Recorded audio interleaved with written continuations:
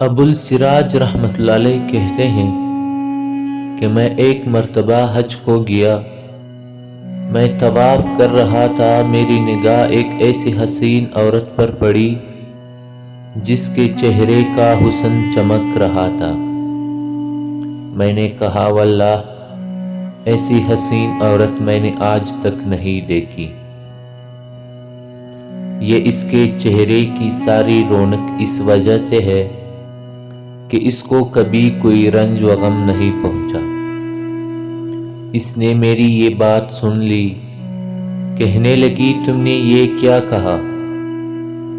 واللہ میں غموں میں جگڑی ہوئی ہوں اور میرا دل فکروں اور آفتوں سے زخمی ہے، اور کوئی بھی میرے غموں میں میرا شریک نہیں رہا۔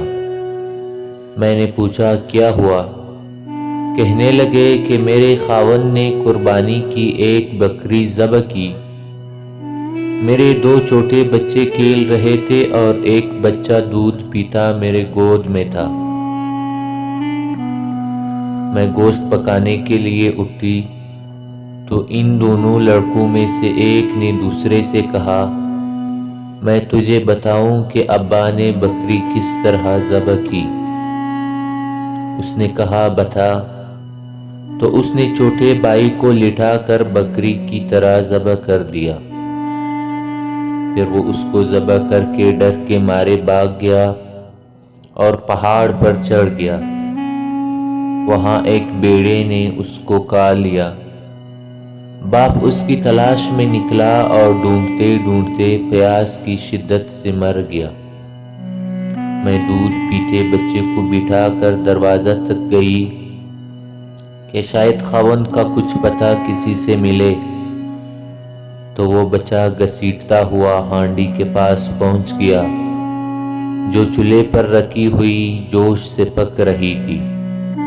اس کو جو اس نے ہلایا وہ پکتی پکتی اس پر گر گئی، جس سے اس بچے کا سارے بدن کا گوشت جل کر ہڈیوں سے الگ ہو گیا۔ میری ایک بڑی لڑکی تھی جو اپنے خاوند کے گھر تھی۔ اس کو جب اس سارے قصے کی خبر پہنچی تو وہ خبر سن کر زمین پر گر گئی۔ اسی میں اس کی بھی موت مقدر تھی، وہ بھی مر گئی۔ مقدر نے ان سب کے درمیان سے مجھے اکیلی کو چھوڑ دیا۔ میں نے کہا ان مصیبتوں پر تجھے کس طرح صبر آیا؟ وہ کہنے لگی کہ جو شخص صبر اور بے صبری میں الگ الگ غور کرے گا وہ ان کے درمیان بہت بونے بعید پائے گا۔ صبر کا انجام محمود ہے اور بے صبری پر کوئی اجر نہیں ملتا۔ پھر اس نے 3 شعر پڑھے اور چل دی، جس کا ترجمہ یہ ہے کہ میں نے صبر کیا اس لیے کہ صبر بہترین اعتماد کی چیز ہے، اور اگر بے صبری سے مجھے کوئی فائدہ پہنچ سکتا تو کرتی۔ میں نے ایسی مصیبتوں پر صبر کیا، اگر وہ مصیبتیں سخت پہاڑوں پر پڑتی تو وہ پہاڑ بھی ٹکڑے ٹکڑے ہو جاتے۔ میں نے اپنے آنسوؤں پر قدرت پائی، پس ان کو نکلنے سے روک دیا۔ اب وہ آنسو اندر ہی اندر میرے دل پر گر رہے ہیں۔